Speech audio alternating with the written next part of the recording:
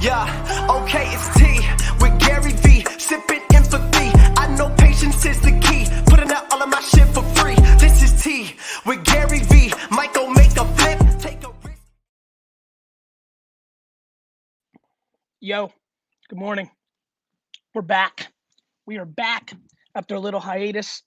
I missed you. I'm sorry. Let's fix this a little bit. I don't know. The curtains, man, whatever. Hope everybody's super well. Beard's coming in. The tea is here, and we are on with tea with GaryVee. I'm super excited on this Tuesday morning, and let's get right into it. I've Dustin on ones and twos, and today's a huge day. We have a monster thing coming out. I'll be probably looking at my phone a little bit here during the show, because something's about to launch on the internet that's going to make your head explode, and I am working on it feverishly, and so I'm a little distracted, a little bit more than normal. Please bear with me because there's breaking news, but I didn't want to cancel today's show because we've been on for Friday and Monday, and so I wanted to get back. So let's get right into it, Dustin. Let's get right into it. What's up, Gary? How are you, Phil? Good, how are things? Long time. Long time. It's good to see you. Hey, man. So listen, one of the things that we've done in our company is we put together, I want to give you a little context before I answer my question. We put together a model of coronavirus buying decision-making amongst 150 to 200 million consumers. And we put it together, this data over the last few days, to see why people are making purchasing decisions. Okay. And one thing we found is in the last 4 weeks, a complete skip, a complete jump from anything we've seen in the last 10 years, where people are buying for 3 reasons only right now: helping others, safety, and trust. Over the last few years, you've seen this as well: significance, acquiring wealth, showing how great you are. Those were a lot of the key buying decisions, purchasing decisions that buyers are making, and it's completely flip-flop. And so there are a lot of business owners right now who built their business over the last few years on trust, safety, and helping others, and they haven't gotten traction. And so I'm super curious from you, like, what do you tell business owners? Because it feels like this is their moment. Offense, if they can deliver it, right? A lot of people built their, on trust or things of that nature, and don't have the logistics or the infrastructure to actually take advantage of it, given the nature of whatever they sell. So, to me, the answer during good times and the answer during bad times, challenging times, opportunistic times, is always offense. Offense comes in the form of communication. Communication comes in the form of advertising or original content or acting like a media company. So, to me, I'm seeing a lot of the similar trends, Phil, and I'm watching people. For example, I have friends who are like, my ecom business is up 2x because they have a trust-oriented soap or something. And I'm like, how's your behavior? And they're like, what do you mean? I'm like, are you spending? They're like, Gary, we're converting better than ever on Facebook and Instagram, because a lot of people have pulled out their ads because their businesses are bad. Right. And I'm like, why are you not 7xing your spend if you have the money? Like, people are, you've got to know when to strike. I've only had one real obvious moment in my career where all my savings came. I had all my savings. I didn't make a lot of money building my dad's business for him, but I didn't spend any money. I lived in a shitty apartment and just saved. And I had this moment where I just believed in social media, and I saw Facebook, Twitter, Tumblr, and I spent all my money on investing in those companies. And I remember at the time was like, should I have held back 20% of my savings, things of that nature? But it was black and white to me. Yeah. And if I'd held back those 20%, that would have been millions and millions and millions of dollars lost. And so it's funny when you were telling that story, that's what I went back to that moment. If you've got a business that was built on that, if you're seeing the traction, you're not just watching this video and you're like, oh, okay, let me spend all my money. If you're seeing the indications of traction because you have the ability to execute, you have to go all in. Yeah, and so I totally agree. And I'll give you another one of the data points I'd really like to get your feedback on for your community, which is the platforms that people are going to right now. On digital, it's Facebook, Instagram, and YouTube. And weirdly enough, well, actually it's not, because that's where people get news, is Twitter. It's actually a pretty decent platform to advertise on right now. But here's the crazy thing. 25% of all Americans right now making purchasing decisions are watching local news and consuming local newspapers, local whatever.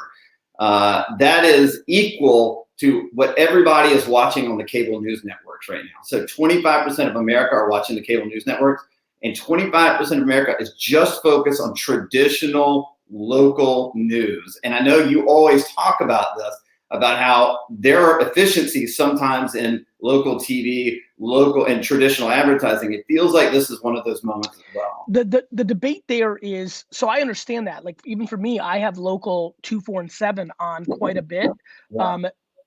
Because there's a little bit of a warmth of a face that you've known for 34 years, like delivering it.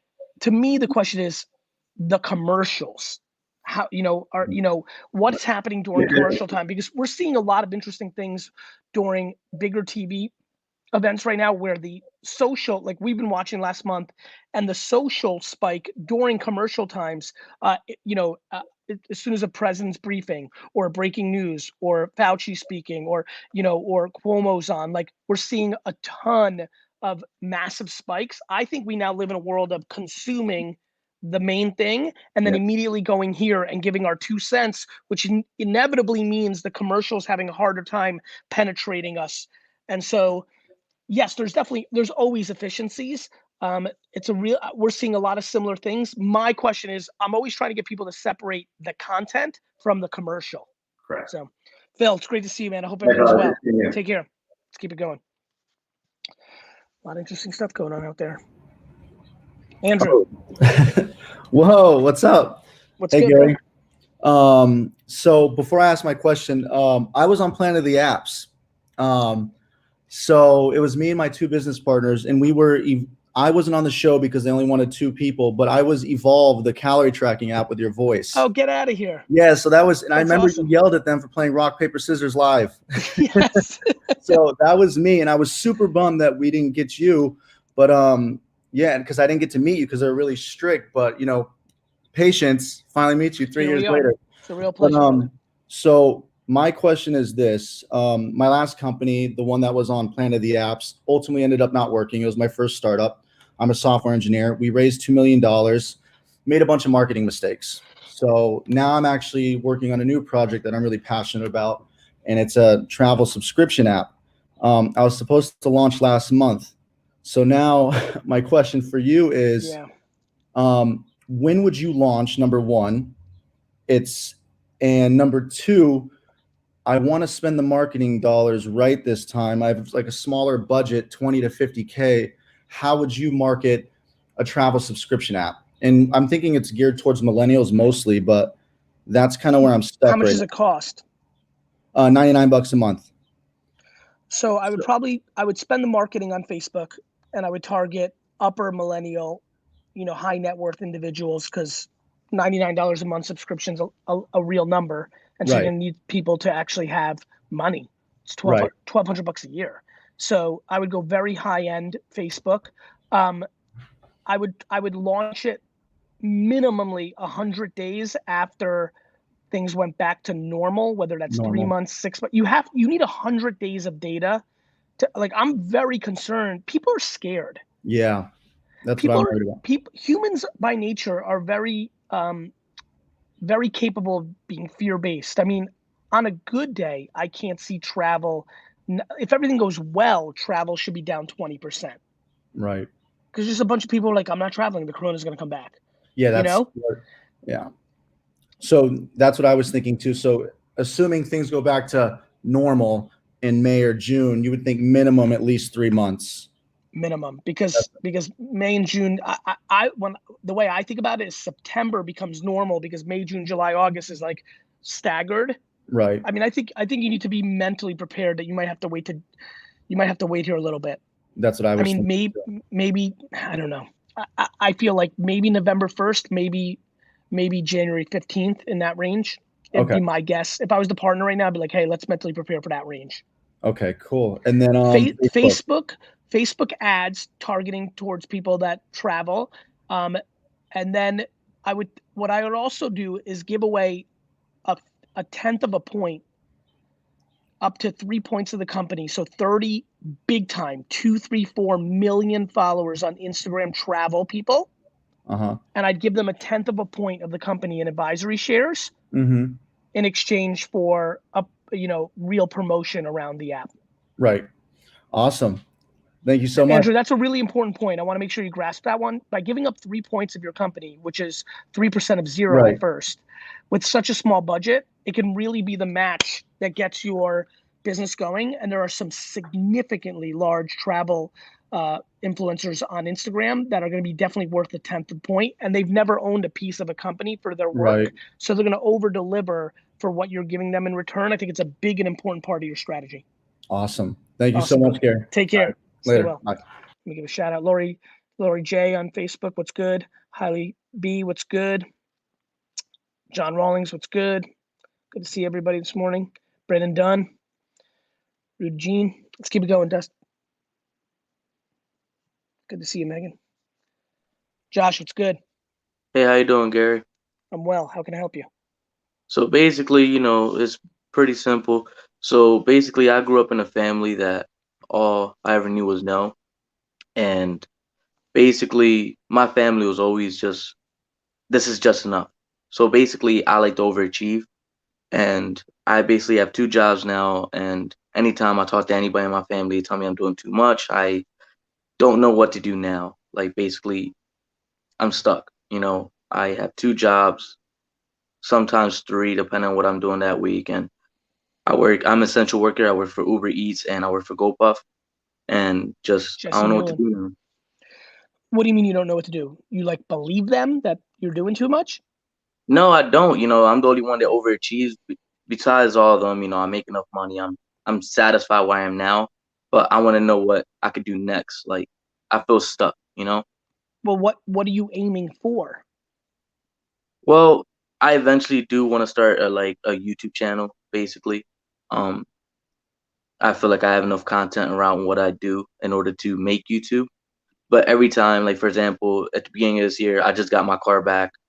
Then I was homeless for a little bit, so we just got back into a new house back the beginning of this month. So basically, I'm building slowly, but every time I get towards my goal, something else pops up. You know? Well, let's take a step back. What makes you happy? What makes me happy? Well, I'll be honest. My son makes me very happy. That's awesome, man. Yeah, my son makes me very happy. How old is he? Besides that, he is about to be 7 in May. That's amazing. Okay. Yeah, so basically, basically everything we do, me and my girlfriend, everything we do is based off of him. We Good. live for him basically. And like basically, for example, we promised him a PlayStation, and still to this day, we're still trying to get that because something else always comes up, and we're always trying to battle Couple for that. things. We're gonna do 2 things. One, you're gonna email me and I'm gonna send you a PlayStation for him. Okay. That's gonna happen right now. As soon as you Okay. hang up, email me at Gary at VaynerMedia, and I'll get you a PlayStation. Two, Thank. you're gonna try not to make things with him. Let me rephrase. You get the parent the way you want to parent. One, I'm gonna get you the PlayStation. So good. The little man's got a PlayStation. 2, my recommendation, one man's point of view, you know how to parent, you do your thing. I don't think goals should be around stuff Okay. because you're training him to put things on a pedestal, right? You know how I talk a You're lot right. about keeping up with the Joneses? Like, I'm always scared that people want a BMW. I think it starts early. I think when you make stuff like the North Star, and it makes sense to me when I hear homeless, struggle, when I hear all that, right? I'm hearing you're the only one overachieving and you're going through the grind. So I'm like, fuck man, this guy came from the dirt. You know what I mean? So Yeah. I've got a lot of respect for you. And I know that when people come from that place, stuff is on a pedestal. When you got nothing and TV and then the internet is showing you stuff, you want that. But I also think that leads to enormous amounts of unhappiness. No, you're 100% right. You're 100% right. All I ever wanted was the nicest cars and showing off to everybody else. But eventually, I started to overgrow that. Once I became homeless for a little bit with my girlfriend and my son, I overgrew that very quickly, and I Yeah, realized it that humility. doesn't get you anywhere. I want to make sure Because at your the end of son the does. day, I want to make sure your son doesn't get caught. He was 7, 6 when he felt homelessness. He's now going to put PlayStation on a pedestal. That's okay though. Like he's going to have that happiness. That's good. But I think he's super early. By the way, you're super early to flip the script on fuck stuff, that may also be the unlock to you feeling stuck. If you go for happiness, for the process, then all of a sudden, like, it's crazy. I know people don't believe me when I'm like, I don't care about I love my game so much, I don't care about all the stuff. They're like, yeah, you're about that money, you're happy you got that. Like, they don't understand. They really don't. I'm telling you the truth, my man. They don't understand. When you just love what you're doing and you love the people around you when you're doing it, you've won. And so I think I want to make sure you're not stuck, because you're trying to figure out how to maintain a roof over your head and then start something that may make enough money to go at it based on the car, the PlayStation stuff. I don't want you to do that. I want you to take a step back and really think about like what you like doing, and how do you just like not give a shit about stuff. I'm telling you right now, man, if you can really, like, when you were homeless, you didn't give a fuck about that stuff because, you were at that place where you're like, fuck it, I need a roof, right? You're right. But now that you've got the roof, you know what starts trickling in? You're like, let me put some stuff in this roof. Mm-hmm. I want you to So, fight that. You're still you early know, enough, and I definitely want you to fight it for the kid. like, basically, we literally still sleep on the air mattress, straight from the grind, straight from the I muscle, you love know it. what I mean? We are Hmm. doing it from the bottom to the top, trying to make everything possible. I'm outside working every day, 6 to 8 hours, and sometimes even more if we need to. So Yeah, I mean, look, I'll be honest with you, 6 to 8 hours is not a lot of time of work. I mean that with like all the you're right. respect and love. I know I'm right. But I think that you're coming from such a place, right? That like I'm listening, right? Overachieving. This is where I'm at. 6 to 8 hours. I'm like, man, again, I'm like, okay, this guy really, really got raised in an environment that demonized work or demonized success or like played it safe or were fearful or many other things that I don't know. We're just trying to get on here. But let me tell you something. Like when you're on air mattress and borderline, on uh in and out of like being homeless, I promise you, and this is from the love place of, I think you got a good sense of me. This is coming from straight love. Josh, 6 to 8 hours ain't shit. I think See, you come you're from a right. it's I a can't see. go ahead. Go ahead, So please. basically, I was raised by my grandparents. My mom said at 3 months old I cried way too much. She handed me right off. So my grandparents basically raised me, and both of them, since the age of about 45, lived off of Social Security and SSI. They never wanted to overachieve or risk that because they didn't know what was beyond that. So Mm-hmm. basically, they always shelter me in a little cocoon Mm-hmm. to try to like hide me away from life. So basically, I Mm-hmm. didn't have no real childhood. I'm trying to show my son a real childhood now because I didn't have that. I didn't get to go out and have fun with my friends because I wasn't allowed to have friends, and I wasn't allowed to go outside and play off the block because I could get hurt, and I was always safe. And basically, everybody else that I'm around, basically my cousins, we all grew up in the same age. I'm the only one that's doing something in my life. We're trying to do something because everybody else is just trying to just stay at zero. I got it. Listen, one of the great things that ever happened to me was I went to a really underperforming academic college, Mount Ida College, and it was this world, man. Like, imagine me surrounded by people who wanted to figure out how to trick the government to like let them not work, or coming from really adverse. I came from some adverse shit, but like very quickly there was stability, and then prosperity started to grow. Like people were coming from grinds, dirt. And like I was in that world for 4 years, and that was my friend base, and that was my society, that was my culture. And besides being an empath, I was really in the front lines of it, right? And so I don't judge you, right? Like I'm reading the comments and everyone's like, this motherfucker, 6 to 8 hours, that ain't even a full. And I Of understand where they're course. coming from. On the flip side, I really understand where you're coming from. I think you need to hear more ambition. I think you need to download 15 to 20, podcasts and just listen to ambition 24/7, 24/7 ambition in your ears. Because what's happening is you're comparing yourself to people that have zero ambition. And so you think you're overachieving at 6 to 8 hours. And then when we got through this talk, we're like, whoa, you're not even starting. Of course. And that's good. There's nothing wrong with that. Who gives a Josh? Step number one, and this is for everybody out there. Anybody who's in a predicament, step number one is fuck yesterday. It doesn't matter. It doesn't matter if you worked 0 hours, 6, 4, your grandparents, your mom, abandonment, that's the worst. Your grandparents, like, you can sit and dwell and explain to me, your girl, your little guy, you can explain to the world why you didn't, or you can say, I had this fucking 10 minutes with Gary. Like I'm deciding to look a different way. And I'm so goddamn young, which you are. How old are you? 25. You're a baby. You're right. You know what I mean? You're a baby, but you need to put 24 hours a day of ambition in your ears. Don't let that become delusion. Don't make it about the money. Make it about the process of getting happy, which also has the chance of bringing you value financially, potentially. But if you go for happiness, like there's just so many things that stood out from this call with me. One, just the way you talked about, like this way you smiled when you said your son, I already knew we were good. But then also the delusion that you think 6 to 8 hours is going at it. I'm like, okay, this guy's really in that cocoon.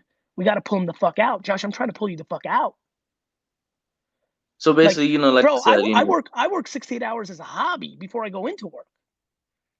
see, and that's the thing, I mean, that's why I wanted to talk to you because basically, like I said, I'm stuck, basically 6 to 8 hours. I work 6 to 8 hours because basically those are only hot times to make good money. No, Basically, that's only good hot times to make money on driving Uber Eats. yeah. What you could do as soon as you're done with the last fucking delivery of some fucking pizza is go to Goodwill and spend $18, find some shit, post it that night, and make 88. Oh yeah, and that's another thing too. I really like to resell things. Like I'm really good at that. No, you don't. You like the thought of it. If you liked it the Yeah, way I like it, you do it 24/7. I used to fucking work 13 hours a day in my dad's liquor store, then come home and post on eBay. That's called you're right. like. You like the idea of it. You don't like it because work ethic isn't fucking in your blood yet. Anything could be taught. You know how many muscles I had? Zero. Fucking 6 years ago. Then I finally got it into my system, and now I work out. And that, like, anybody. I mean, I thought I could never be healthy in my workout regimen. I hate it. I still hate it. But I got over the hoop where I made it palpable enough because I know it matters. You need to fucking learn to love work. All right, sounds good. I like where your eyes just went. You understand? Not I'm going to use work to get that money because you understand you got to get out of it. No, you have to love it. So you do it every fucking minute. And then you got to back it back out and balance with the son and the girlfriend and all that. But like, you need to find something you love. Call it And do that. because you don't like the flip life. You like the idea of it. You're right. Everybody loves entrepreneurship. Not anymore. Now that it's hard, I'm getting all sorts of crazy emails. In DMs. I look at their accounts. They were flexing entrepreneur life, bottles at the fucking club, like, yo, entrepreneur life. Now they're crying to me because they don't know what the fuck to do. They didn't love it. They love the fucking picture for the gram. Mm-hmm. They love the 2 a.m. fucking party that they'll never forget. They forgot. That shit's distant history. Now they're fucking scared. You know why? Because all their fucking self-esteem is wrapped up in being a fucking entrepreneur, and now they're gonna have to work at fucking Chase Bank because their fucking See, direct-to-consumer T-shirt business is fucked that's true. because they spent fucking $1,400 on a bottle of Grey Goose trying to get that girl instead of putting it in a bank. That's what they did. What you need to do is realize yours is a little bit different. You just don't have that relationship with work. See, I never really had that relationship with work. Like I said, me basically coming from nothing and just trying to build. I'm trying to find my way around, but I'll be honest with you, Gary. I've pretty much limited mostly anything I could do due to my body tattoos. I do get looked at differently. Good news. That is the bullshit excuse of all time. If you How's think in that? 2020, I'll tell you, if you think that it's not 1974, bro, You're right. It just, I went to a job interview like 2 weeks ago, for example, fuck it. and he That's looked one at me like I fucking was job, crazy. bro, that's one job. You're right. That's one job. You know how many fucking clients don't hire VaynerMedia because I curse? Straight talk. You know how many big companies don't hire us because I'm on LinkedIn like, I'm gonna fuck, you know, they're like, fuck that. But that's one. You're right. Bro, I promise you, you can get any, where do you live? Philadelphia. Bro, you can get any job at any coffee shop or fucking cool fucking bar in Philadelphia because you look the part instead of the reverse. They want your neck tattoo. You're right. A hot fashion brand wants your tattoo. Fucking hip hop brand wants your tattoo. You're going into some stodgy ass fucking company, fine. But that's you setting up for the L so you can use the excuse of the tattoo. Don't fucking, you know me, I'm not getting tricked out here. I got you. You understand? It's Yeah, I'm fucking gonna go out there. I'm gonna give it 2020. 100. It's 2020. I judge people who wear fucking suits and a tie more than somebody who's got a fucking tat of a fucking eye drop on their fucking face. It's 2020, bro. I dig it. I'm gonna give him Yeah, 100, Gary. I promise. listen to me. Your little man needs this from you. You need to show him. I'm gonna send you that PlayStation because I promise that I want him to be fucking happy as fuck. But then on the flip side, right behind you, be like, look, dad worked hard. Don't tell him. We'll tell him years later. He'll watch this video. Yo, dad worked hard for this. And if you want shit, you gotta work. So this Saturday, we're going, when the fucking Corona's over, we're going garage sailing. I'm giving you $2. You're gonna buy some shit. We're gonna come home and we're gonna post on eBay. You teach him work ethic now. You make it his culture. You flip it. And that's what I'm trying to do. You know, me and my girlfriend both trying, you know, show him that basically everything you get is from the muscle. That nothing But is, you know, nothing's given. Don't show him in theory. Make him live it. Okay. Let me tell you something. My brother and I, AJ, our relationship is built on fucking garage sailing. When he was 14, I was like, let's go. It's time to fucking really go at it. And I would wake up at 6 in the morning, drive to New Jersey. He would drive. It was at first I'd have to pick him up. A couple of years later, get his license. We'd meet halfway at the wine library, and it'd be 6 in the morning, fucking cold in our eye, and fucking the sun, and getting coffee and driving an hour to a fucking flea market, buying shit for 3 hours, coming back home, fucking posting that shit. He would ship them out the next day. Work ethic is taught. Your grandparents Okay. taught you not to work. You Yeah. persevered because you had the DNA. You fucking persevered. You did the hardest part, bro. But now I need to push you to that next place because now you're half pregnant. You're in the middle. You understand? Yeah, I understand, Gary. But show that man, make that man work. I got you. Beauty. Good luck. Thank you. You're welcome. Have- Woo. Dustin, Yes, sir. what do you think about that one? I think that was like 4 days pent up. I think it was a little pent up. You know, sometimes when you're pent up, It's it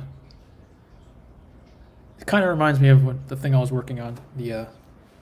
How you said if you put your focus on the 15%, you like that 85% more. It's kind of like that. yeah, you can use some of this content. Yep. It's awesome. Let's keep it going. Yep. Admins, Team Gary, please look for that email. It's Josh, it's Gary@VaynerMedia.com. Just send me the PlayStation, motherfucker.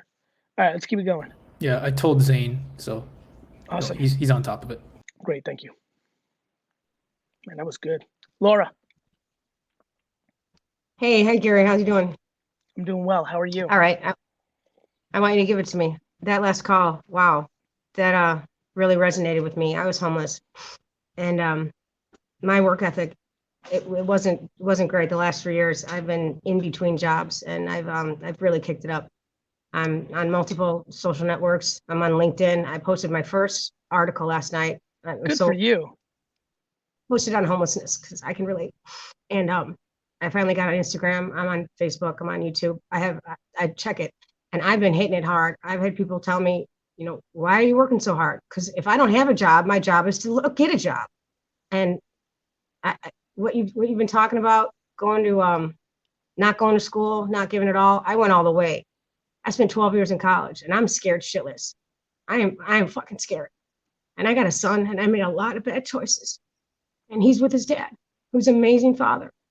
And because of those choices, I'm where I'm at now. I got my own place, but I'm delving into my investments, and it sucks because I'm being told by the directors, the hiring managers, you're going to take my job we can't afford you, or you're not going to stick around because you're going to find something better. And I've been applying at Jewel and at Walmart. And I mean, I'm ready to, I mean, I've been hitting the podcast hard. I've been watching your shit. I've been watching, I'm on a career forum, working daily, and I'm working it every single day. And I want to start a live feed, but I don't know which one to go with. I have a strong profile. I believe I have a strong profile. I've gotten some really good suggestions and tweaks to alter it. I'm very proud of that. It's awesome. But I own the shit that I've done. I own the mistakes that I've made. I can see it. I appreciate it. Fuck those who don't appreciate it, because I appreciate it for me. And Yeah. I feel more energized now than I have in probably 10 years. And I went all the way with career, that shit. I mean, marathons, Pentagon, military, just professionalism, education. But I feel like it's hard to all that childhood shit. My PhD's in family studies. All that childhood shit's coming back. All that feelings of negative self-worth, negativity. And what am I, how, my son, he's learning things. He's 10. He'll be 11 next week. Yes, Mom, may I help you, please? Yes, sir, thank you. He holds the door open. He says, Mom, excuse me, I really don't want to talk right now. Is it okay if we talk at such and such a time? I mean, what 10-year-old boy says, Mom, that's sexist when he sees stuff? That's racist when he sees stuff. Who says that Santa's got to be a boy? I mean, he's doing shit that I never. My dissertation was on at-home dads, and my ex-husband, he works full time, but he's literally an at-home dad. He takes care of my son. Thank God, because I was not in a place that I was able to do that, because I made some serious choices, negative choices, and I own it. Yeah, listen, Laura, one thing I can tell you for sure that I see is, and I hope people see it in your face, I admire accountability so much. Like, you know, you're talking right now, and the admiration is pouring out of me, because, you know, being accountable leads to so much happiness. You know, once you can actually own it, so much more good can happen because of it. So like, the fact that you're at that place, because I promise, just knowing people, you were not at the accountable place maybe 7 years ago, maybe 4 years ago, right? You're in that delusional spot. The fact that I've made my amends. I've made my amends. And those who don't want to hear it, that's their stuff. Yeah, that's right. I'm willing to do it. I think the big thing now is just going on the offense on, you know, you had the great fortune that your ex-husband was able to instill kind of a foundation for the little guy. And so now you go off that momentum. You got to make sure that you have no resentment, no regret, and you just go on pure offense from this point. Not towards them, on the offense towards, I'm worth enough. And I'm starting to feel that. I'm still in a state of toxicity. I feel like it's swallowing me. And it's hard to get across. Yeah, and I know I have a lot to give. I don't want to get in that pity pot. Pour me another drink. I won't do that. Good for you. And listen, I think the networking is out of the sky. The networking is exponentially amazing. Look, I know where my line in the sand is. You know, I know for myself where I feel comfortable talking about things, and when things go to another level where, you know, I think I have raw talents of human behavior, and then I think there's actual professionals and things of that nature. So I think it's a combo. One thing I can tell you that's very obvious to me is the community and network. You beat me to it. I think you have to do a Facebook Live today and just talk and interact. You have to do that, because I think the ability to feel part of a community is a massive, massive oxygen play in these kind of scenarios. You know, I think you really need to think about that. I'm an empath like you, and I'm an energizer, and I don't just wait. I used to go to classes in college, and they say, I'd get out of the first class, and my colleagues would say, Laura, do you have the first paper written? I'd say, they knew. I just go and I do. I'm not going to wait for, oh, well, I'll do it when I feel like it, when I get motivated. Laura, what can I help you with? Like, what can I help you with? I'm still scared. What's the question, or of what? Which outlet to go by? How do I market myself? What don't I can't see me. Understood. What are you trying to sell? Like, it's an important thing. Like, what, and when I say sell, it doesn't mean you're monetizing. It could mean you're monetizing. No, It could be no. legacy. It could be building a community. I think you have to start with the finish line. I want to have a sense of connection that I have made a difference in someone's life. I want to offer myself to be of service. I have great news. You've already accomplished that in this talk in the last 5 minutes. I'm telling you the truth. You just need to now listen. I did the same thing. I had 3 people. You have to go in with confidence, not insecurity, depending on this scenario, meaning the following. I need you to hear this very loud and clear. I used to do Ustreams that had 13 people in it. 6. Sense of connection is 1. You can go on Facebook Live right now. You can hang up right now and go on Facebook Live. And if you have a Facebook account, 1 person might show up. It doesn't matter how much money I have in the bank, how big my house was, what kind of car I had, if I just made a difference in somebody's life. Well, but listen, Laura, I need to make sure we're not being in full of shit mode. You can do that right now. Yeah. Like, that's very cute. And I'm very happy to hear that. But like, I have good news. Go on right now. Literally hang up right now and go on. Like, if you go live. How do I do that? I mean, it's called Google. Google right now how to go on Facebook. Right? It's funny, but it's You're an true. asshole. You're an asshole, but I love it. I love it. Just tell it. Because I'm not, right? Like, that's the fun part. Because you're real.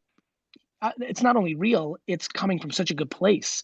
You know what's amazing about Google being the answer to that? Then when you decide to go on Instagram Live and you don't know, it's Google. Like, Google is my education. I was a terrible student.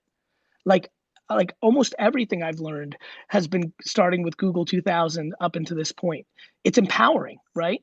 Like, people are looking for excuses or are insecure and think they can't, but the answer is Google, right? And so, go ahead. My excuse has consistently been throughout my life.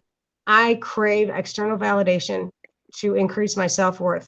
I was good at school. That was the one thing I was good at. So I promise you, when I heard 12 years, in order for me to get that validation, that's good. I'm enough. When I tell you that was the obvious part of this whole talk. I'm enough. When you said 12 years of school, I understood. Of course you're enough. Of course, college, I get it. I knew that's what you were doing.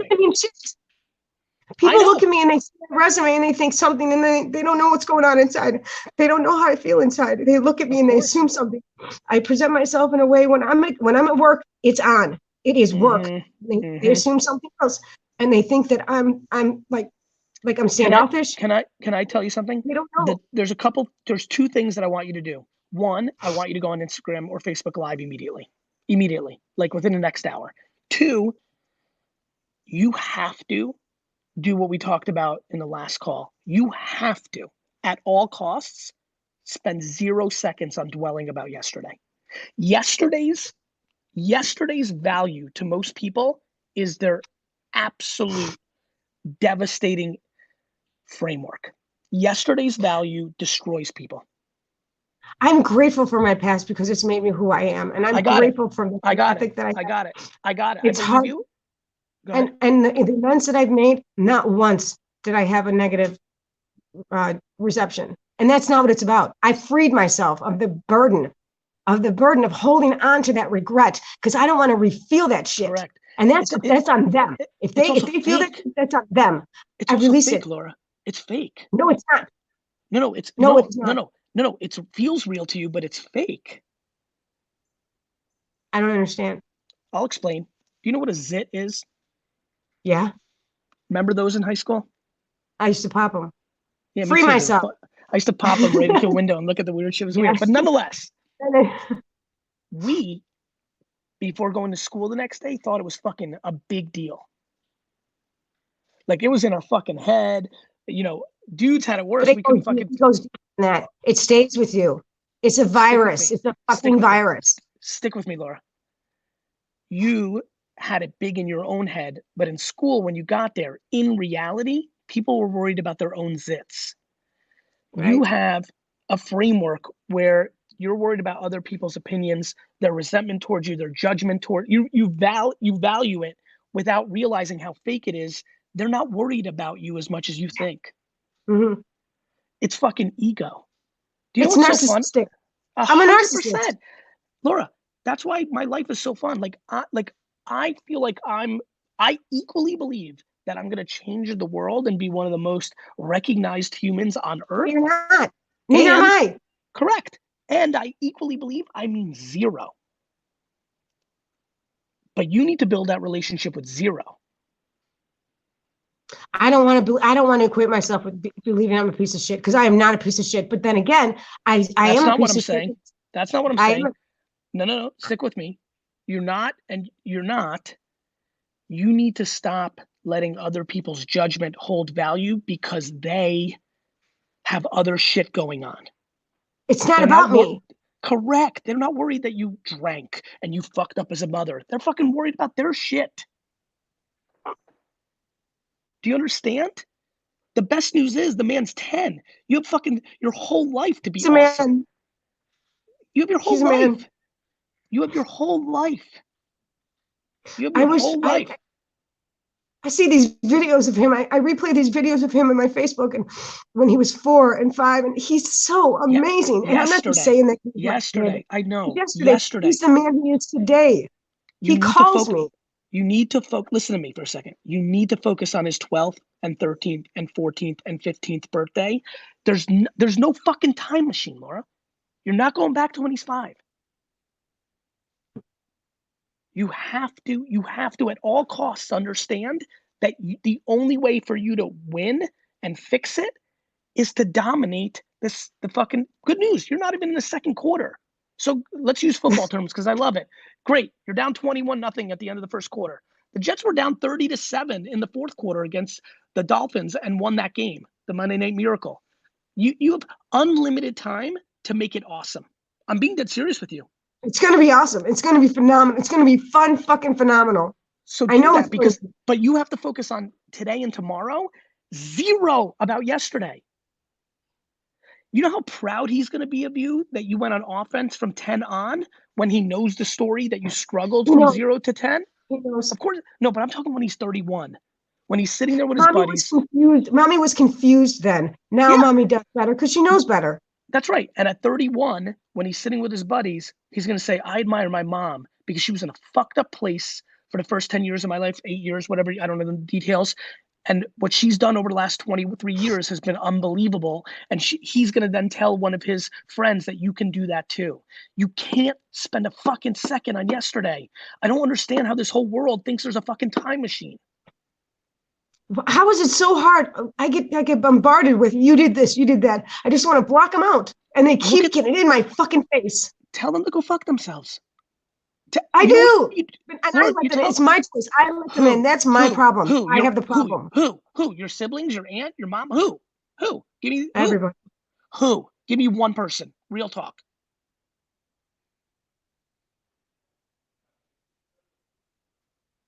Give me one person. Dave. Right. Who's that? My mother. Your mom? Yeah. So you've got to say, listen, I know I did that. Now, thank you. Let's spend 5 minutes on what you did wrong. No, I don't do that. I don't throw. I'm not throwing. Laura, no, I am not going down that route. Laura, you're not following me.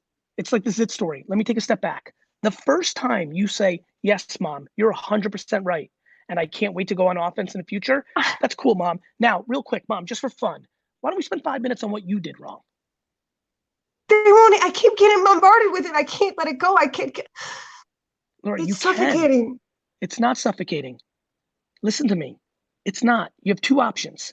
You have the ability to calmly articulate a counter move to that chess move that then subsidizes and kind of stops them going on the offense because they don't want to look at themselves. People cast judgment because they don't want to judge themselves. People are great at judging everybody else but themselves. No, I'm the best judge of myself. I judge myself when I judge others. Listen to me. You need to do I'm that. Sick. Or you're not sick. You're a human. We all have strengths and shortcomings. You have so much you can do. Do you understand? You're in control. You either you take accountability, and then you ask them to talk about their shortcomings. Nobody likes that. Like everybody who in my employees, my family, my friends, they hate rolling with me because when they come at it, I'm like, you're right. I did that wrong. By the way, that thing, you can do that, or on some real shit, you can limit your interaction with them. Just want to walk away. It's not walk away. Everybody makes everything so absolute. That's it. I'm never talking to my mom. No, that's very different than, than seeing them once, texting them once a week and seeing them once every 2 weeks until it gets better, or once every 2 months until it gets better. People go to the extreme on family judgment. It's like all or nothing, all cut out. No, limiting and strategizing around that time is important.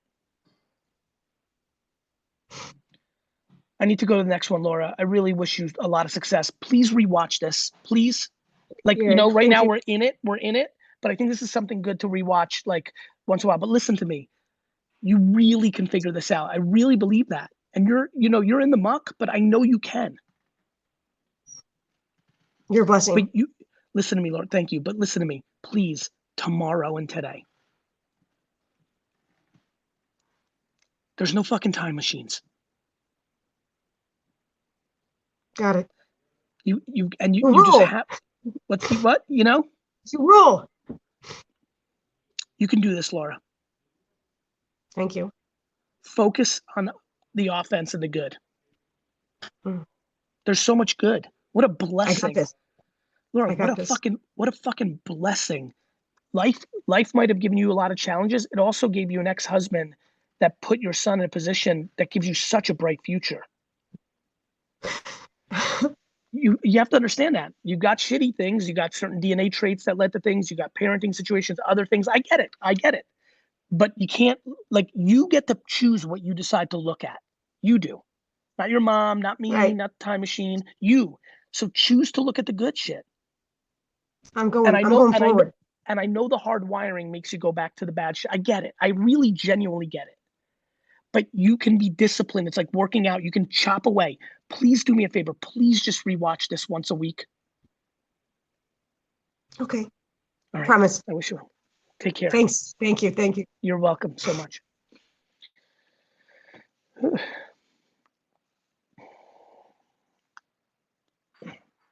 keep it going.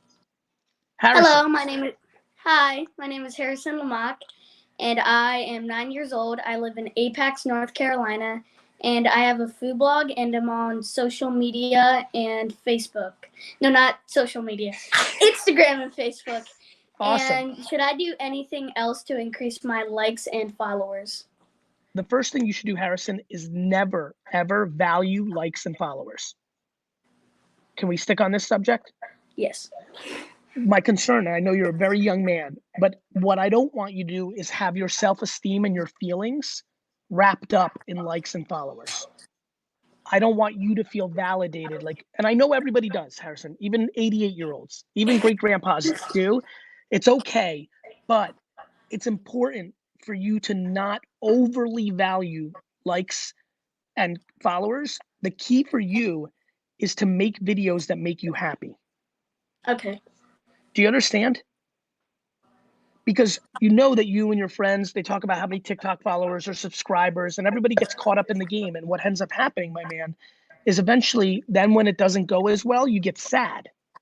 It's like popularity. I don't want, how popularity in school is already starting to happen, like who's right? And then sometimes if you don't feel popular, you get unhappy. I'm worried that that's what would happen if you care about how many likes and subscribers you have.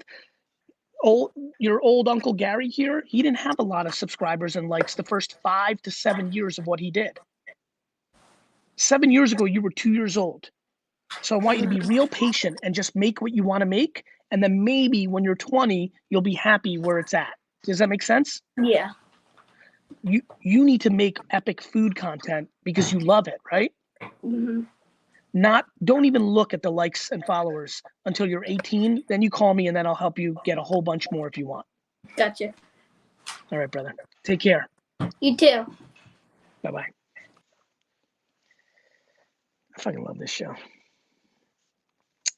Big announcements coming on the internet. You're going to see it everywhere by this afternoon. You'll know your man was a part of that situation, so I can't wait for you to see that. Wine Tech's got a monster today, Dustin. Let's throw that up. Got a little bit of a monster on Wine Tech's today. Actually, I have to write that up in a little bit. So if you're not signed up, yes, sir. I think you're ending at 10 today? I am. I think so. I am.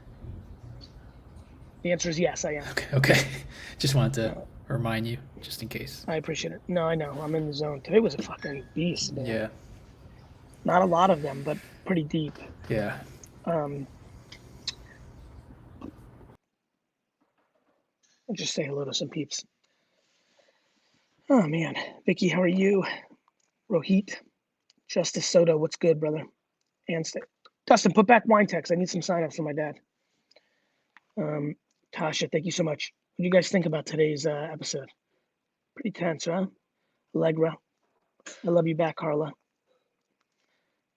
Dependable. It's good. That's funny. Ginger, I have to end. I'm sorry. Sarah B, what's good? Hello to Israel. David, what's up? I really appreciate you guys. This was an emotional one. It was a deep one. Deep. See ya. Love you. We'll see you tomorrow morning, 9 a.m. Eastern. Set your alarms. Get your friends on. And please pay very close attention to Instagram this afternoon. It's going to get real interesting, real fast. See ya.